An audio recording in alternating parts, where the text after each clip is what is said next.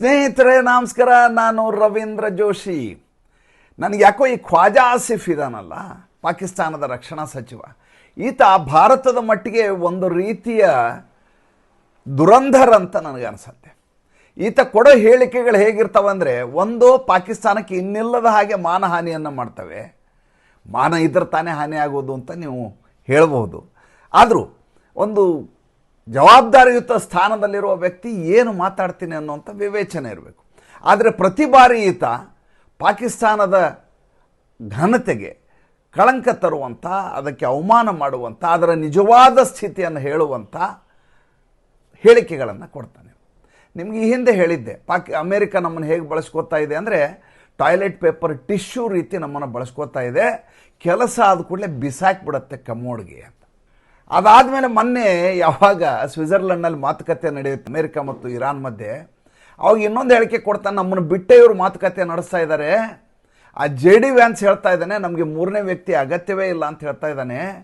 ನಾವು ಇಸ್ಲಾಮಾಬಾದ್ನಲ್ಲಿ ವಾರಗಟ್ಟಲೆ ಕರ್ಫ್ಯೂ ಹಾಕಿ ಮಿಲಿಯನ್ಸ್ ಆಫ್ ರುಪೀಸ್ ಖರ್ಚು ಮಾಡಿ ಇವರ ಮಾತುಕತೆಗೆ ಇಷ್ಟೆಲ್ಲ ಖರ್ಚು ಮಾಡಿ ವ್ಯವಸ್ಥೆ ಮಾಡಿದ್ವಿ, ಅದಕ್ಕೆ ಬೆಲೆನೇ ಇಲ್ಲ.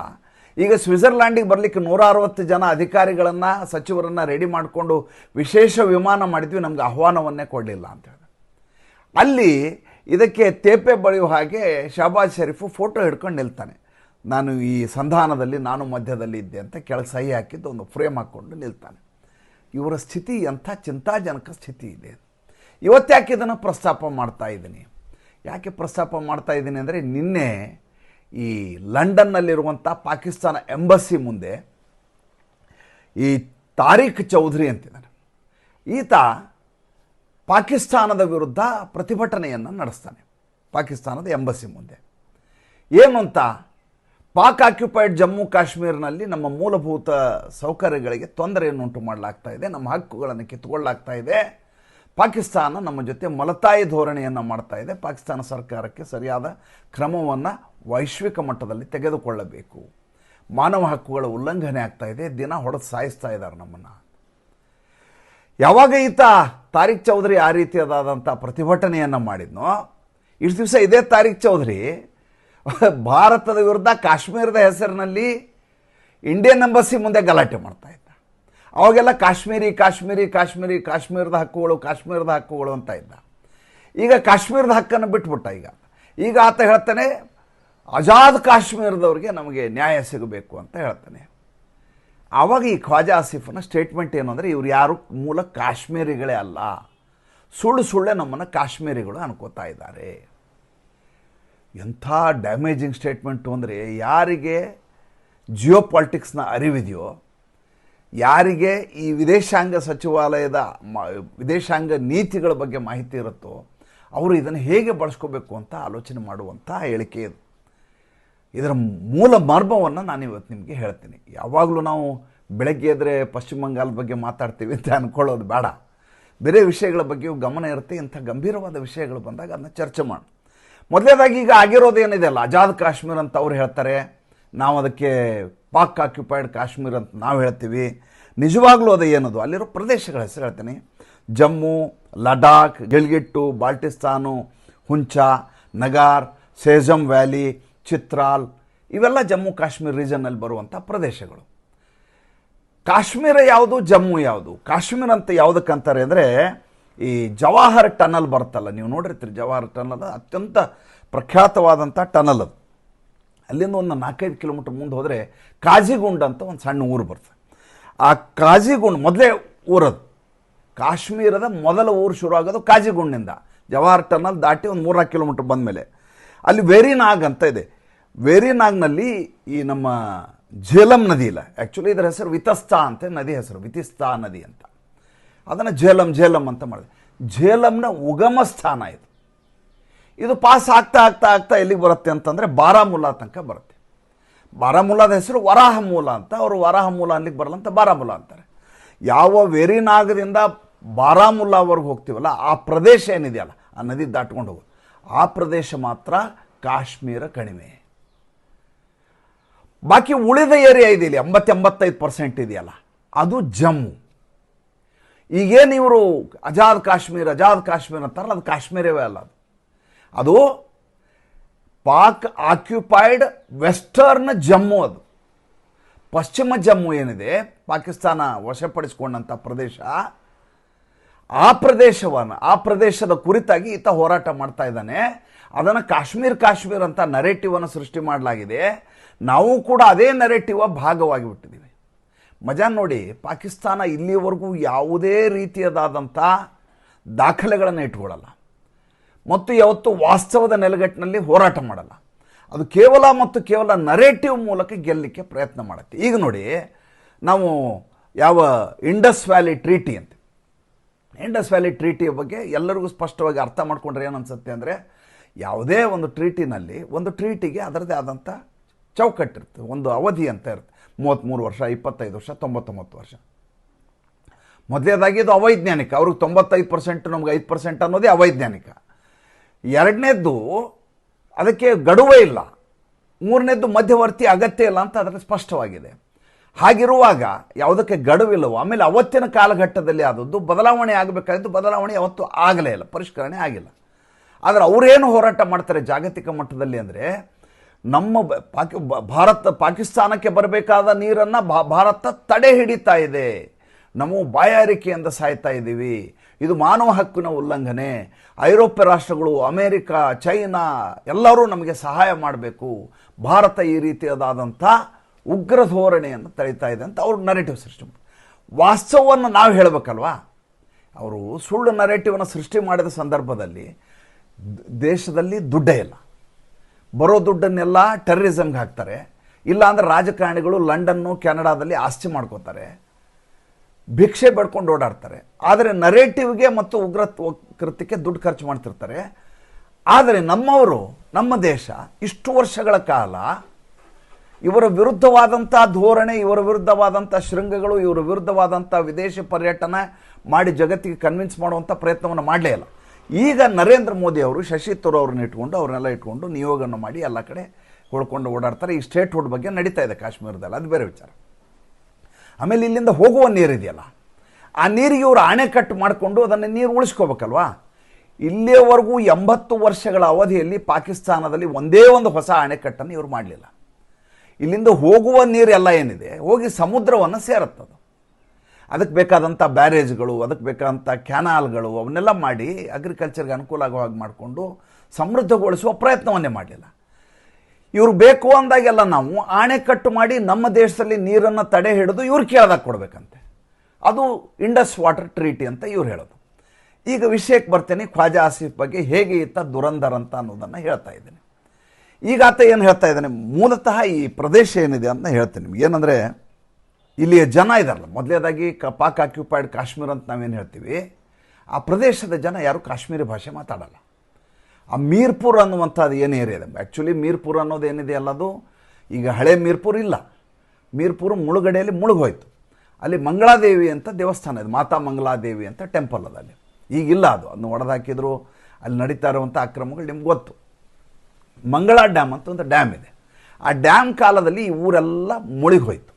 ಅಲ್ಲಿದ್ದಂಥ ಸಂಖ್ಯೆ, ಹಿಂದೂಗಳ ಸಂಖ್ಯೆ ಒಂದು 25-30 ಸಾವಿರ ಜನ ಇದ್ದರು. ಒಂದು 5,000 ಜನ ಸಿಖ್ಖರಿದ್ದರು. ಯಾವಾಗ ಇವರ ಪಾಕಿಸ್ತಾನದವರ ಇದು ಅವ್ರ ಮೇಲೆ ಆಕ್ರಮಣ, ದೌರ್ಜನ್ಯ, ಮಹಿಳೆಯರಲ್ಲೂ ಇದನ್ನು ಅತ್ಯಾಚಾರ ಎಲ್ಲ ಮಾಡಲಿಕ್ಕೆ ಶುರು ಆದರು, ಅವರೆಲ್ಲ ಓಡಿ ಹೋಗ್ಬಿಟ್ರು. ಎಲ್ಲಿಗೆ ಓಡಿ ಹೋದರು? ಒಂದಷ್ಟು ಜನ ಲಂಡನ್ಗೆ ಹೋದರು, ಯುನೈಟೆಡ್ ಕಿಂಗ್ಡಮ್ ಹೋಗಿ ಸೇರಿಕೊಂಡ್ರು. ಒಂದಷ್ಟು ಜನ ಯುನೈಟೆಡ್ ಅರಬ್ ಎಮಿರೇಟ್ಸ್ಗೆ ಹೋಗಿ ಸೇರಿಕೊಂಡ್ರು. ಸೇರಿಕೊಂಡ ಜನ ತಾವು ಕಾಶ್ಮೀರಿಗಳು ಅಂತ ಹೇಳ್ಕೊಂಡು ಓಡಾಡಿದರು. ಮೂಲತಃ ಅವರು ಕಾಶ್ಮೀರಿಗಳಲ್ಲ, ಅವರು ಮೀರ್ಪುರಿಗಳವರು. ಅವರು ಮಾತಾಡೋ ಭಾಷೆ ಡೋಗ್ರಿ ಭಾಷೆ ಮಾತಾಡ್ತಾರೆ. ಈ ಅಲ್ಲಿ ಬುಡಕಟ್ಟು ಜನಾಂಗದವರು ಡೋಗ್ರಾಗಳು ಅಂತಾರೆ. ನೀವು ಅಲ್ಲಿ ಹೋಗಿ ಕೇಳಿ, ನಾವೆಲ್ಲದಕ್ಕೂ ಕಾಶ್ಮೀರ ಅಂತೇವೆ. ಕಾಶ್ಮೀರ ಅನ್ನೋದು ಒಂದು ಊರಲ್ಲ, ಅದು ಕಾಶ್ಮೀರ ಅನ್ನೋದು ಒಂದು ಪ್ರದೇಶ. ಹೇಗೆ ಈ ಜಮ್ಮು ಅಂತ ಇದೆ, ಲಡಾಖ್ ಅಂತ ಇದೆ, ಗಿಲ್ಗಿಟ್ ಅಂತ ಇದೆ, ಗಿಲ್ಗಿಟ್ ಏಜೆನ್ಸಿ, ಬಾಲ್ಟಿಸ್ತಾನು, ಹುಂಚ, ನಗಾಡ, ಶಾಜಮ್ ವ್ಯಾಲಿ, ಹೀಗೆಲ್ಲ ಊರಿದಾವಲ್ಲ, ಹಂಗೆ ಕಾಶ್ಮೀರ ಕೂಡ ಅದರಲ್ಲಿ ಶ್ರೀನಗರ್ ಅಂತ ಏನು ನಾವು ಮಾಡಿದ್ದೀವಿ, ಅದು ಒಂದು ಪ್ರದೇಶ. ಅದು ಇವರು ಕಾಶ್ಮೀರಿಗಳು ಅಂತ ಹೇಳ್ಕೊಂಡು ಇವರು ಓಡಾಡ್ತಾರೆ. ವಾಸ್ತವವಾಗಿ ಇವರು ಕಾಶ್ಮೀರಿ ಭಾಷೆನೇ ಬರೋದಿಲ್ಲ ಇವ್ರು ಯಾರಿಗೂ. ಇವರು ಬರೋದು ಸರಾಯ್ಕಿ ಅಂತ ಒಂದು ಭಾಷೆ ಇದೆ, ಆ ಭಾಷೆ ಮಾತಾಡ್ತಾರೆ. ಅದು ಬಿಟ್ಟರೆ ಪಂಜಾಬಿ ಮಾತಾಡ್ತಾರೆ. ಈಗೇನು ವಲಸೆ ಹೋಗಿದಾರಲ್ಲ, ಇವ್ರು ಯಾರು ಮೂಲ ನಿವಾಸಿಗಳು ಇದ್ದವರು ಹೋಗಿ ಆಗೋಯ್ತು ಅಲ್ಲಿಗೆ. ಆಮೇಲೆ ಇವ್ರ ಜೊತೆ ಹಿಂದೂಗಳ ಜೊತೆ ಅವು ಮುಸಲ್ಮಾನರು ಹೋದರು. ಅವರು ನಾವು ಕಾಶ್ಮೀರಿಗಳು ಅಂತ ಹೇಳ್ಕೊಂಡು ಅಲ್ಲಿ ವ್ಯವಹಾರಗಳನ್ನು ಮಾಡಿಕೊಂಡು ಟ್ಯಾಕ್ಸಿ ಡ್ರೈವರ್ ಆಗಿ ಬೇರೆ ಬೇರೆ ವ್ಯವಹಾರಗಳನ್ನು ಮಾಡ್ತಾ ಇದ್ದಾರೆ. ಯಾವಾಗ ಇಲ್ಲಿ ಅನ್ರೆಸ್ಟ್ ಶುರುವಾಯಿತು, ಪಾಕಿಸ್ತಾನದವರು ಇವ್ರ ಮೇಲೆ ಅಕ್ರಮ ಮಾಡ್ಲಿಕ್ಕೆ ಶುರು ಮಾಡಿದರು, ಇವ್ರಿಗೆ ಯಾವುದೇ ಸವಲತ್ತು ಕೊಡೋಂಗಿಲ್ಲ. ಆಮೇಲೆ ಇವ್ರನ್ನೆಲ್ಲರನ್ನೂ ಅಲ್ಲಿರುವಂಥ 50,000 ಜನ ಮೀರ್ಪುರಿ ಸುತ್ತಮುತ್ತಲ ಜನ ಏನಿದ್ದಾರೆ ಅವ್ರನ್ನೆಲ್ಲ ರಾ ಏಜೆಂಟ್ ಅಂತ ಕನ್ಸಿಡರ್ ಮಾಡೋದು, ಭಾರತ ವಿರುದ್ಧ ಇವರು ಗೂಢಚರ್ಯ ಮಾಡ್ತಾರಂತೆ ಹೊಡೆದೊಡೆ ಸಾಯಿಸೋದು. ಈ ಕೆಲಸವನ್ನು ಪಾಕಿಸ್ತಾನ ಮಾಡುತ್ತೆ. ಆಮೇಲೆ ಇವರ ಮೂಲಭೂತ ಸೌಕರ್ಯಗಳಿದಾವಲ್ಲ ಅದನ್ನೆಲ್ಲ ಕತ್ತರಿಸ್ತಾರೆ. ಅವರಿಂದ ಬರಬೇಕಾದಂಥ ಫಸಲು, ಅವರಿಂದ ಬರಬೇಕಾದಂಥ ಎಲ್ಲ ಏನು ಸಂಪನ್ಮೂಲ ಇದೆ, ಸಂಪನ್ಮೂಲ ಪಾಕಿಸ್ತಾನ ತಗೊಳುತ್ತೆ. ಪಾಕಿಸ್ತಾನ ಅವ್ರಿಗೆ ಏನು ಕೊಡಬೇಕು ಅದನ್ನ ಯಾವುದೂ ಕೊಡಲ್ಲ. ಅದಕ್ಕಲ್ಲಿ ನಿರಂತರವಾಗಿ ಹೋರಾಟ ನಡೀತಾ ಇದೆ. ನಮ್ಮಲ್ಲಿ ಏನು ಸಮಸ್ಯೆ ಆಗಿದೆ ಅಂದರೆ ಪಾಕ್ ಆಕ್ಯುಪೈಡ್ ಕಾಶ್ಮೀರ ನಾವು ತಗೋಬೇಕು, ನಮ್ದದು. ಯಾಕೆ ನರೇಂದ್ರ ಮೋದಿ ತಗೋತಾ ಇಲ್ಲ? ನರೇಂದ್ರ ಮೋದಿ ದಡ್ರಲ್ರಿ, ಯಾವಾಗ ತಗೋಬೇಕು ಅಂತ ಗೊತ್ತು. ಅವರು ಅಲ್ಲಿರುವ ಜನ ಭಾರತದ ವಿರುದ್ಧ ಕೆಂಡಾಕಾರ್ತಾರೆ. ಅವ್ರು ನಾವು ಪಾಕಿಸ್ತಾನದ ಭಾಗ ಆಗಬೇಕು ಅನ್ನೋದೇ ಅವ್ರ ಮನಸ್ಸು. ಮತ್ತು ಪಾಕಿಸ್ತಾನ ನಮಗೆ ಬೇಕಾದಷ್ಟು ಸವಲತ್ತು ಕೊಡಬೇಕು ಅಂತ ಅವ್ರು ಕೇಳ್ತಾರೆ. ನಾವು ಭಾರತ ಜೊತೆ ಸೇರ್ಕೊಂಡ್ಬಿಡ್ತೀವಿ, ನೀವು ಭಾರತದ ಪರವಾಗಿ ನಾವು ಹೋರಾಟ. ಎಂದೂ ಭಾರತದ ಪರವಾಗಿ ಅವ್ರು ಹೋರಾಟ ಮಾಡಿಲ್ಲ, ನೆನ್ಪಿಟ್ಕೊಳ್ಳಿ ಇದನ್ನ. ಆಮೇಲೆ ಅವರ ದ್ವೇಷ ಇದೆಯಲ್ಲ, ಆ ದ್ವೇಷವನ್ನು ಭಾರತ ಸಹಿಸ್ಲಿಕ್ಕೆ ಸಾಧ್ಯ ಇಲ್ಲ. ನಾಳೆ ನಮ್ಮ ಭಾಗ ಆಗ್ಬೋದು. ಈಗ 2 ಸಂಸತ್ ಸ್ಥಾನಗಳನ್ನು ಅವ್ರಿಗೆ ಇಟ್ಕೊಂಡಿದ್ದೀವಿ ನಾವು. ಕಾನ್ಸ್ಟಿಟ್ಯೂಷನ್ ಹೇಳುತ್ತೆ ಅನ್ನುವಂಥ ಕಾರಣಕ್ಕೋಸ್ಕರ 545 ನಮ್ಮ MP ಕ್ಷೇತ್ರಗಳು, ಅದರಲ್ಲಿ 2 ಬಿಟ್ಟಿದ್ದೀವಿ. 543 ಮಾತ್ರ ಚುನಾವಣೆ ಮಾಡ್ತೀವಿ. 2 ಯಾವುವು? ಪಾಕ್ ಆಕ್ಯುಪೈಡ್ ಕಾಶ್ಮೀರ್ನ 2 ಲೋಕಸಭಾ ಕ್ಷೇತ್ರಗಳು ಅಂತ ನಾವು ಇಟ್ಕೊಂಡಿದ್ದೀವಿ. ಚುನಾವಣೆ ಮಾಡಿಲ್ಲ, ಯಾಕೆ ನಮ್ಮ ಭಾಗ ಆಗಿಲ್ಲ. ಅದು ಯಾಕೆ ಅದನ್ನು ನಾವು ನಮ್ಮ ವಶಕ್ಕೆ ತೆಗೆದುಕೊಂಡಿಲ್ಲ ಅಂದರೆ ಅಲ್ಲಿರುವಂಥ ಅನ್ರೆಸ್ಟ್ ಇದೆಯಲ್ಲ, ಅಶಾಂತಿ, ಅಲ್ಲಿರುವಂಥ ಮನಸ್ಥಿತಿ, ಅವರಲ್ಲಿರುವಂಥ ಕೋಮು ದ್ವೇಷ, ಅದನ್ನು ನಮ್ಮ ಭಾಗವಾಗಿ ತೆಗೆದುಕೊಂಡಾಗ ನಾವು ಇನ್ನಿಲ್ಲದ ಹಾಗೆ ಸಫರ್ ಆಗಬೇಕಾಗತ್ತೆ. ಭಾರತದ 108 ಸಮಸ್ಯೆಗಳ ಮಧ್ಯೆ 109ನೇ ಸಮಸ್ಯೆ ಇದು ಕೂಡ ಸೇರ್ಕೊಳ್ಳುತ್ತೆ. ಆದ್ದರಿಂದ ಭಾರತ ಅದರ ಬಗ್ಗೆ ಸದ್ಯಕ್ಕೆ ಅಲ್ಲಿ ಮಾನಸಿಕವಾಗಿ ಅವರು ಸಿದ್ಧರಾಗಬೇಕು, ಅವ್ರನ್ನ ತಯಾರಿ ಮಾಡಬೇಕು. ಎಲ್ಲಿವರೆಗೂ ಹೇಗೆ ಅಂದರೆ ಪಾಕಿಸ್ತಾನ ದಿನಾ ಬೆಳಗ್ಗೆ ಹತ್ರ ತಪ್ಪು ಮಾಡ್ತದೆ, ಭಾರತ ಕಾಯ್ಕೊಂಡು ಕೂತಿರ್ತದೆ. ಕೃಷ್ಣ ಶಿಶುಪಾಲನ ವಧೆ ಮಾಡಲಿಕ್ಕೆ 100 ತಪ್ಪುಗಳಾಗುವವರೆಗೂ ಸುಮ್ಮನಿದ್ದ. ಹಾಗೆ ಭಾರತ ಕೂಡ ಕಾಯ್ತಾ ಇರುತ್ತೆ. ನೋಡಿಕೊಂಡು ಸಂದರ್ಭ ನೋಡಿ ಯಾವಾಗ ಅಲ್ಲಿ ಯೋಗ್ಯವಾದ ಸಮಯ, ಇದು ಪೃಷ್ಠ ಸಮಯ ಅಂತ ಅನಿಸುತ್ತೋ ಆ ಸಂದರ್ಭದಲ್ಲಿ ಅದರ ಮೇಲೆ ದಾಳಿ ಮಾಡಿ ವಶಕ್ಕೆ ತೆಗೆದುಕೊಳ್ಳೋದು ಭಾಳ ದೊಡ್ಡ ವಿಷಯ ಏನಲ್ಲ. ಆದರೆ ಈ ಜನರನ್ನು ಏನಲ್ಲಿ ಜನ ಇದಾರಲ್ಲ, ಆ ಜನರ ದುಸ್ಥಿತಿಯನ್ನು ನೋಡಿ ಪಾಕಿಸ್ತಾನ ಮರಗಲ್ಲ. ಜಾಗತಿಕ ಮಟ್ಟದಲ್ಲಿ ಕಾಶ್ಮೀರಿಗಳು ಅಂತ ಹೇಳ್ಕೊಂಡು ಭಾರತದಿಂದ ಅನ್ಯಾಯ ಆಗಿದೆ ಅಂತ ಇವ್ರು ಬಿಂಬಿಸುವ ಪ್ರಯತ್ನ ಮಾಡ್ತಾರೆ. ಕಾಶ್ಮೀರಿಗಳಲ್ಲ. ಹಾಗಾದ್ರೆ ಏನಂತ ಹೇಳ್ಬೇಕು ಇವ್ರಿಗೆ? ಪಾಕ್ ಆಕ್ಯುಪೈಡ್ ವೆಸ್ಟರ್ನ್ ಜಮ್ಮು ಅಂತ ನಾವು ಕರಿಬೇಕಿನ್ನ. ಇದನ್ನು ಖ್ವಾಜಾ ಆಸಿಫ್ ಹೇಳಿದ್ದಾನೆ. ಖ್ವಾಜಾ ಆಸಿಫ್ ಎಂತೆಂಥ ಕೆಲಸ ಭಾರತದ ಪರವಾಗಿ ಮಾಡ್ತಾನೆ ಅಂದರೆ ನೀವು ನಿರೀಕ್ಷೆಯನ್ನೇ ಮಾಡೋದಿಲ್ಲ. ಪಾಕಿಸ್ತಾನವ ಬಟಾಬೈಲಲ್ಲಿ ತಂದು ನಿಲ್ಲಿಸ್ತಾನೆ. ಈ ಮಧ್ಯೆ ಇನ್ನೊಂದು ಬೆಳವಣಿಗೆ ಆಯಿತು. ಏನು? ಮೊನ್ನೆ ಸ್ವಿಟ್ಜರ್ಲೆಂಡ್ನಲ್ಲಿ ಮಾತುಕತೆ ನಡೀತು. ಅಲ್ಲಿ ಆಸಿಮ್ ಮುನೀರ್ನು ಹೋಗಿದ್ದ, ಶಹಬಾಜ್ ಶರೀಫ್ನು ಹೋಗಿದ್ದ. ಈಗ ಈ ಒಬ್ಬ ಬ್ರಾಜಿಲ್ ಪತ್ರಕರ್ತ ಪೆಪೆ ಅಂಥೇಳಿ ಆತನು, ಆ ಪೆಪೆ ಹೇಳಿದಾನೆ, ಈ ಇಸ್ರೇಲ್ನ ಮೊಸಾದ್ ಇದೆಯಲ್ಲ, ಮೊಸಾದ್ ಹೇಳಿತ್ತಂತೆ, ಮೊಸಾದ್ನ ಗೂಢಚರ ಸಂಸ್ಥೆಗೆ ಬೆಂಜಮಿನ್ ನೆತನ್ಯಾಹು ಹೇಳಿದ್ರಂತೆ, ಅವರಿಬ್ಬರೂ ಸಿಕ್ಕರೆ ಮುಗಿಸ್ಬಿಡಿ, ಉಳಿಸ್ಬಿಡಿ ಅವ್ರನ್ನ. ಇಸ್ರಾಯೇಲ್ ವಿರುದ್ಧ ಬೆಳಗ್ಗೆ ಎದ್ದರೆ ಕೆಂಡಾಕಾರ್ತಾರೆ ಇವರು, ಯಾವುದೇ ಕಾರಣಕ್ಕೂ ಅವ್ರು ಇರಬಾರ್ದು. ಆಸಿಮ್ ಮುನೀರ್ನು ಹೊಡೆದಾಕಿ ಸಿಕ್ಕರೆ ಈ ಶಿವುಡು ಅಂತ ಹೇಳ್ತೇವೆ ನಾವು, ಕೊತ್ತಂಬರಿ ಶಿವುಡು ತೊಗೊಂಡು ಬರೋದು. ತರಕಾರಿ ತೊಗೊಳ್ಲಿಕ್ಕೆ ಹೋದಾಗ ನಾವು ಸಣ್ಣವರಲ್ಲಿ ಸಂತಿಗೆ ಹೋಗ್ತಿದ್ದೆ, 2 ರೂಪಾಯಿ ಕೊಡೋಣ ನಮ್ಮಪ್ಪ. 2 ರೂಪಾಯಿದಲ್ಲಿ 20 ಪೈಸಾ KG ಉಳ್ಳಾಗಡ್ಡಿ, 10 ಪೈಸಾ KG ಆಲೂಗಡ್ಡೆ, ಈ ರೀತಿ ಇರೋದು. ಕೊನೆಗೆ ಚಿಲ್ಲರೆ ಕೊಡ್ಲಿಕ್ಕಾಗಲಿ 2 ಪೈಸಾ 3 ಪೈಸಾ ಅಂತ ಒಂದು ಶಿವುಡು, ಕೊತ್ತಂಬರಿ ಶಿವುಡು ಕೊಡೋನು ಕಾಯಿಪಲ್ಯ ಒಳಗೆ, ಶುಕ್ರವಾರ ಸಂತೆ ಒಳಗೆ. ಹಾಗೆ ಮೊದಲು ಆಸಿಮ್ ಮುನೀರ್ನ ಹೊಡೆದು ಬಿಡೋದು, ಯಾಕಂದ್ರೆ ಅವನೇ ಮಾಡಿ ಡೇಂಜರ್. ಇನ್ನು ಅವಕಾಶ ಸಿಕ್ಕರೆ ಕೊತ್ತಂಬರಿ ಶಿವುಡು ಥರ ಇವನು ಶಹಬಾಜ್ ಶರೀಫನ್ನು ಹೊಡೆದು ಹಾಕಿ ಅಂತ ಮೊಸಾದ್ ಹೇಳಿತ್ತು ಅನ್ನೋದನ್ನು ಈ ವ್ಯಕ್ತಿ ಪೆಪೆ ಅನ್ನುವಂಥ ಪತ್ರಕರ್ತ ತನ್ನ ಪಾಡ್ಕಾಸ್ಟ್ನಲ್ಲಿ ಬಿಂಬಿಸಿದ್ದಾನೆ. ಅಂದರೆ ಇಸ್ರೇಲ್ ಕೂಡ ಈ ಪಾಕಿಸ್ತಾನಕ್ಕೆ ಆಯ್ತದೆ. ಪಾಕಿಸ್ತಾನದ ದುರಂತ ನೋಡಿ, ಭಾರತ ಯುನೈಟೆಡ್ ಅರಬ್ ಎಮಿರೇಟ್ಸ್ ಜೊತೆ ತುಂಬ ಚೆನ್ನಾಗಿ ವ್ಯವಹಾರಗಳನ್ನು ಮಾಡ್ಕೊಂಡು ಬರ್ತಾ ಇದೆ. ನಮ್ಮ ಯುದ್ಧಾಸ್ತ್ರಗಳನ್ನ ಕೂಡ ಅವ್ರು ಕೊಡಲಿಕ್ಕೆ ಮಾತುಕತೆ ನಡೆದಿದೆ, ಆಗಿದೆ. ಸೌದಿ ಅರೇಬಿಯಾದಲ್ಲಿ ನಿನ್ನೆ ಮತ್ತೆ ಹೊಸ ಆರ್ಡರ್ ಮಾಡಲಾಗಿದೆ. 5,000 ಜನ ಭಿಕ್ಷುಕರು ಪಾಕಿಸ್ತಾನದವರು ಇದ್ದಾರೆ, ಓಡಿಸ್ಬೇಕು ಅವ್ರನ್ನ. ನಮ್ಮ ಖರ್ಚಿನಲ್ಲಿ ಡಿಪೋರ್ಟ್ ಮಾಡೋಕ್ಕಾಗಲ್ಲ, ನಿಮ್ಮ ಖರ್ಚಿನಲ್ಲಿ ಕರ್ಕೊಂಡು ಹೋಗಿ ಅಂತ ಹೇಳಿದ್ದಾರೆ ಸೌದಿ ಅರೇಬಿಯಾದವರು. ಈ ಹಿಂದೆ 25,000 ಜನರನ್ನು ಡಿಪೋರ್ಟ್ ಮಾಡಲಾಗಿತ್ತು. ಅದರ ಹಿಂದೆ 66,000 ಜನರನ್ನು ಡಿಪೋರ್ಟ್ ಮಾಡಲಾಗಿತ್ತು. ಇವರೆಲ್ಲ ಹೋಗಿ ಭಿಕ್ಷೆ ಬೇಡ್ತಾ ಇದ್ರು. ಮಹಿಳೆಯರಿಂದ ಹಿಡಿದು ಎಲ್ಲರೂ ಕೂಡ ಸೌದಿ ಅರೇಬಿಯಾದಲ್ಲಿ ಭಿಕ್ಷೆ ಬಿಡ್ತಾ ಇದ್ರು. ಈ ರಾಷ್ಟ್ರದ ಬಗ್ಗೆ ಎಲ್ಲಿಯೂ ಗೌರವ ಇಲ್ಲ. ಆದರೆ ಇವರ ದ್ವೇಷ ಏನಿದ್ರು ಭಾರತದ ವಿರುದ್ಧ. ಭಾರತ ಒಂದು ಹೆಜ್ಜೆ ಮುಂದೆ ಹೋದ ತಕ್ಷಣ ತಾವು ಎಲ್ಲಿ ಕಡಿಮೆ ಅಂತ ಆಗ್ತೀವಿ ಅಂತ ತಾವು ಮುಂದೆ ಹೋಗುವಂಥ ಪ್ರಯತ್ನವನ್ನು ಮಾಡ್ತಾರೆ. ಈಗ ಇದಕ್ಕೆ ಕರೆದಿದ್ದಾರೆ, ಯಾವುದಕ್ಕೆ, ಈ ಇರಾನಿನ ಅಯಾತುಲ್ಲಾ ಖೊಮೇನಿದು ಇದನ್ನು ಮಾಡ್ತಾರಂತೆ, ಏನು ಮಾತಮ್ ಮಾಡ್ತಾರೆ, ಶೋಕಾಚರಣೆ ಮತ್ತು ಅವನ ಅಂತಿಮ ಯಾತ್ರೆ ನಡೀತದೆ ಜುಲೈ 4ರಿಂದ ಜುಲೈ 9ರವರೆಗೂ. ಅಲ್ಲಿ ಮಸೂದ್ ಪೆಜಸ್ತಿಯಾನ್ ಏನಿದ್ದಾನೆ ಪ್ರೆಸಿಡೆಂಟು, ಭಾರತದ ಪ್ರಧಾನಮಂತ್ರಿಗೆ ಆಹ್ವಾನ ಕೊಟ್ಟಿದ್ದಾನೆ. 2 ಕೋಟಿ ಜನರ ಸೇರಿಸ್ತಾರಂತೆ. ಅಲ್ಲಿ ಒಟ್ಟು ಜನಸಂಖ್ಯೆ 10 ಕೋಟಿ. 2 ಕೋಟಿ ಜನರನ್ನ ಈ ಶವಯಾತ್ರೆಗೆ ಸೇರಿಸಿ ಜನಾಜಾ ಅಂತ ಕರೀತಾರೆ. ಅದಕ್ಕೆ ನರೇಂದ್ರ ಮೋದಿ ಅವರಿಗೆ ಆಹ್ವಾನ ಕೊಟ್ಟಿದ್ದಾನೆ.